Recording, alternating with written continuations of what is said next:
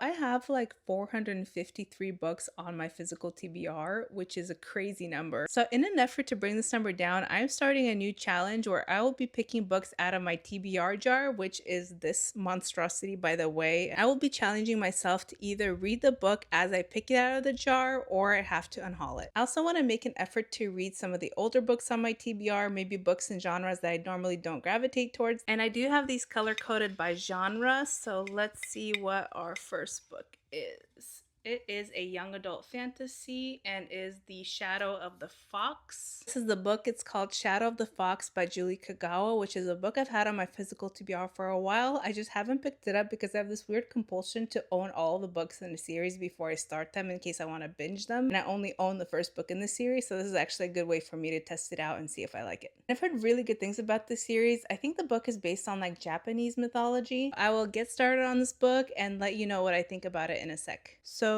not off to a great start. Unfortunately, this will be a DNF. This book wasn't really catching my attention the way that I wanted it to, and it felt like it was being geared towards more like a younger young adult. And I don't have the other two books in the series, so I feel no obligation to really read it, so I will be unhauling this book. So to replace it, I think I'm gonna pick out another young adult fantasy from the TBR jar. They're in this like light tealish color, so let's see what we get. It is Dragon Fruit. It actually lives right behind me on this bottom shelf, so I don't even need to get up to get it. Here it is.